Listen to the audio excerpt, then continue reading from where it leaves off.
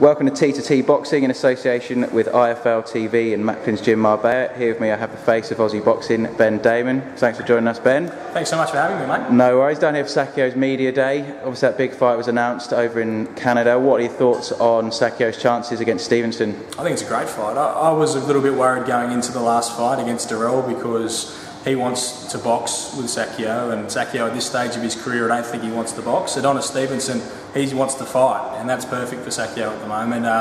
He likes to have people on the end of his punches, Adonis, but Sakio, he wants to get inside, and I think he might be able to.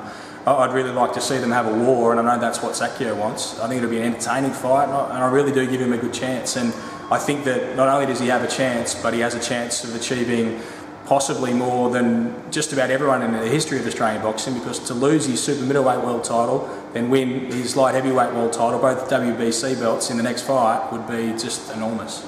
Absolutely, and as I say, a huge fight. And what do you see from Sakio? I know you know him well and travelling with him during his documentary. What do you see from the back of that last fight?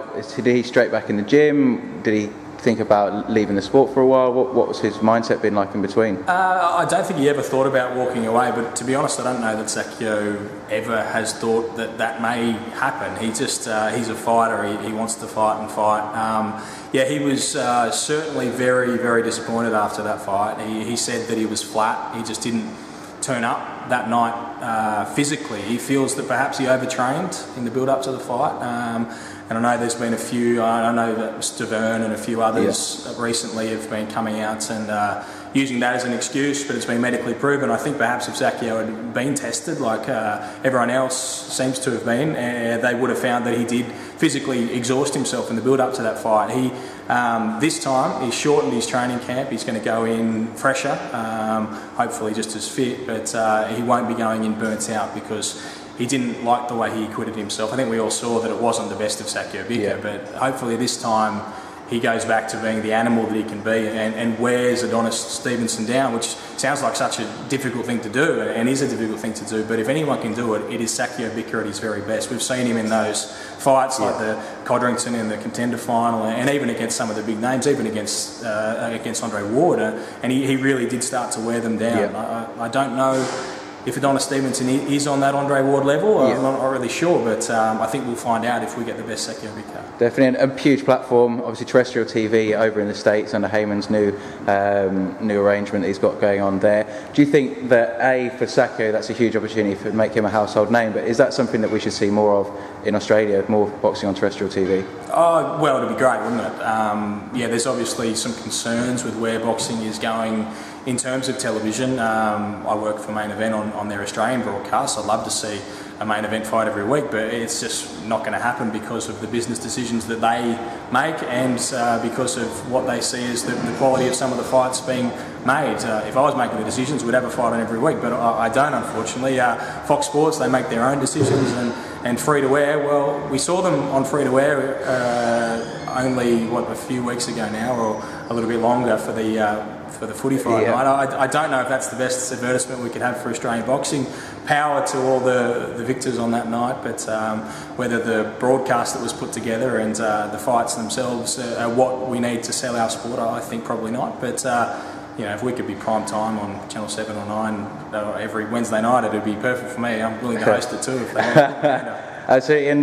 So away from Sakio and looking back at that Australian scene, a few guys we know have got fight announcements hopefully coming up very soon. See this as a big year for Lucas Browne and Anthony Mundine. What are your thoughts on those two fighters and what they could achieve? Well, Anthony Mundine, we all know probably too much about him, don't we? Because he tells us all the time. He has, if the rumours I hear are correct, a massive fight coming up. One that I would just love to see him win. It's going to be a very difficult one for him if it is made, and they say it will be very soon. We have the opportunity potentially to see him going overseas and fighting, which a lot of people would have preferred to see earlier on, more regularly. Obviously, he went and fought Bronco McCart, but that's probably not who he wanted over there. This will be, if he does go over for it, and maybe he won't, but if he does go over for it, it'd just be an enormous opportunity for him to cement his legacy, and I think that's what he really would like to do. It's not about money at the moment for Anthony Mundine, but this fight is an opportunity to just achieve so much and I really do hope he can do that. Lucas Browne, well, there's opportunities for him as well, and I've gone on record saying that I think Lucas Browne is the most exciting boxer in Australia at the moment. He's the man who has the chance to help boxing turn the corner in Australia because he's a heavyweight. And we're all fascinated by the heavyweight division. We saw Alex Leopai go overseas, and the whole of the country got behind that. Lucas Browne, well, arguably he might be a better fighter than Alex Leopai, though Alex is a banger, and I wouldn't like to get in with him. But Lucas Browne, is he the complete package? We're yet to see, because we probably haven't seen him tested to the extent we want. But gee, he looks the part. He's got the tats all over him. He takes a great photo. He speaks very, very well, which is a very important part in boxing. He'll be attractive to the American audience once he gets over there as well. So, yeah, it is an enormous year for those guys, for Billy Dibb as well, who sounds like he's got a big announcement coming up. Daniel Geale, well, they're not too far away from making an announcement. We hope that it can be a big, big fight, because he deserves to come back, and plenty of others as well. Will Tomlinson's got a big fight coming up, which could be the launching pad for him. So it could be the biggest year ever in Australian boxing, and let's just hope we all get a chance to see it without having to illegally stream fights, because that's not the way we want to do it. Yeah, absolutely. And I think that's the biggest frustration, say for myself coming from the UK, is say having to stream fights. Well, you've got it so good over there, don't you? Yeah, absolutely. And you've got such professional people in the right positions, Eddie Hearn and the like.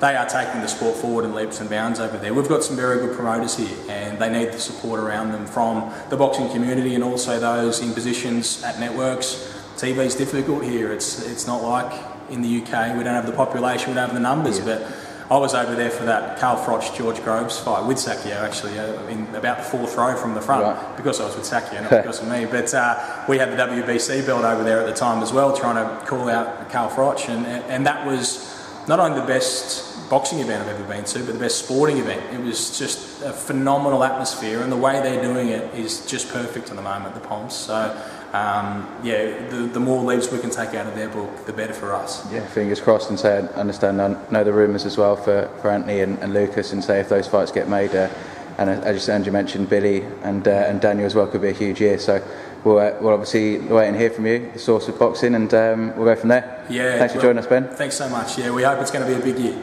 Nice one. Cheers.